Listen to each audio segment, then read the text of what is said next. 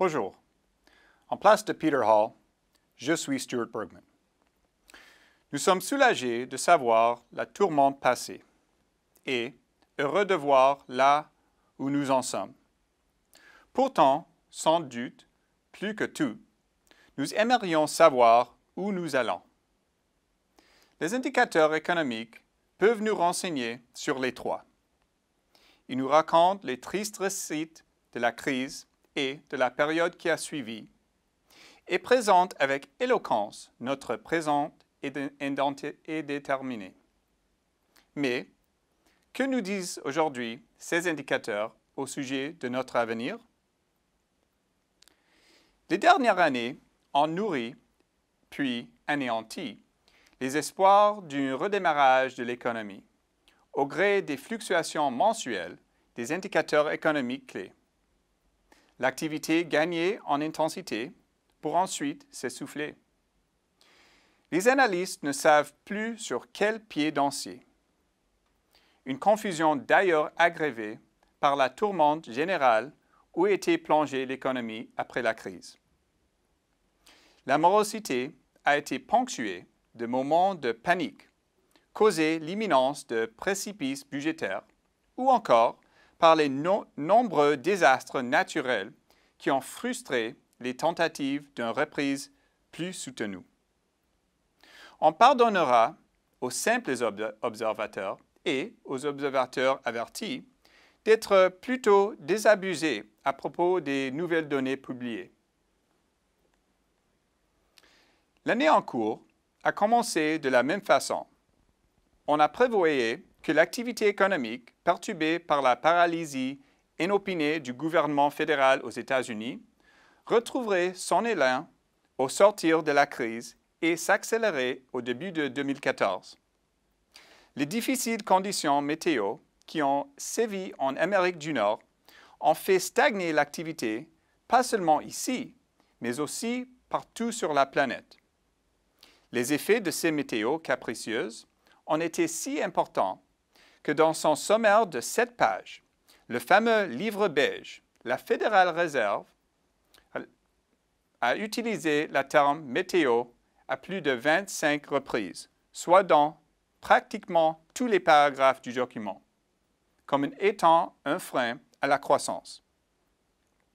Dernièrement, la multiplication d'événements extérieurs ou imprévus a incité certains prévisionnistes chevronnés à proposer l'ajout de modifications au modèle économique, lesquelles tiendraient compte de la survenance de chocs persistants et systématiques.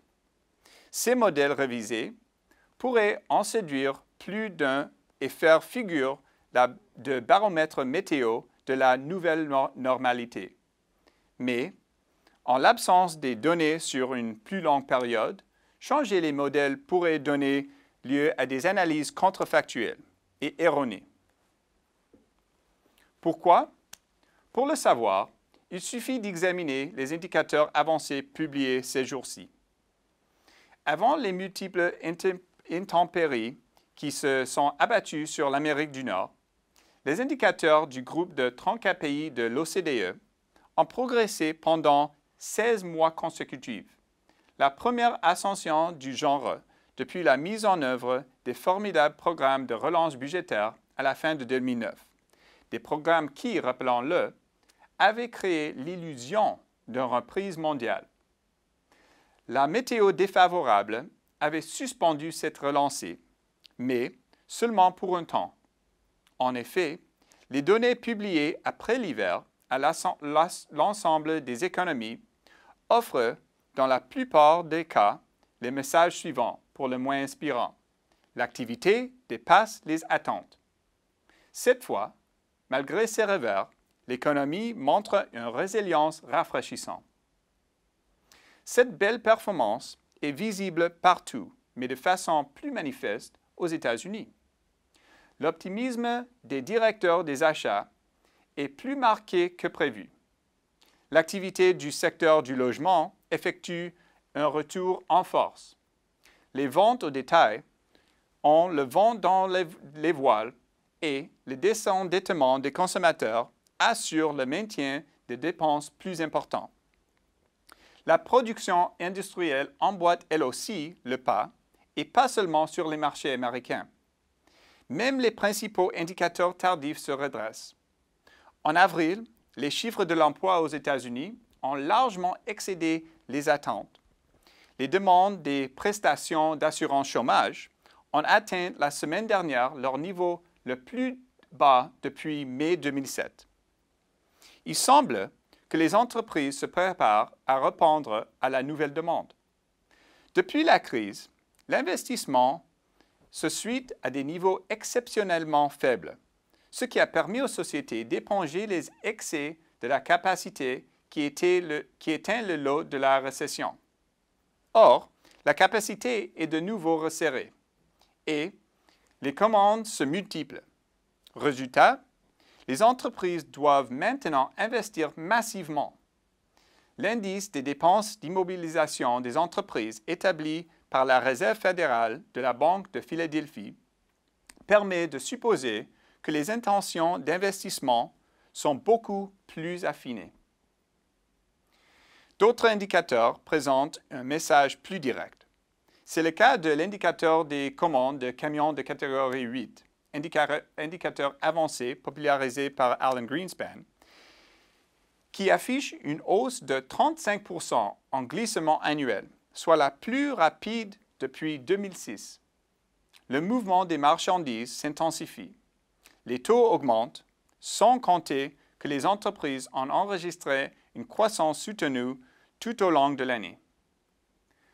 Sur de nombreuses fronts, le dynamisme économique semble s'intensifier.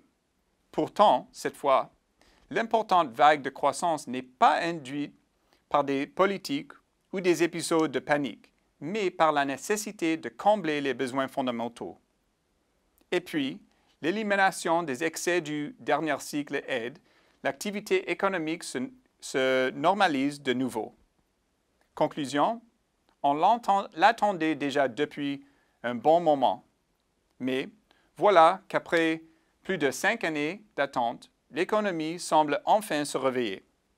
Presque tous les indicateurs avancés pointent vers cette relance de l'activité et pour la première fois depuis très longtemps, nous osons croire que cela est vraiment possible. En place de Peter Hall, je suis Stuart Bergman.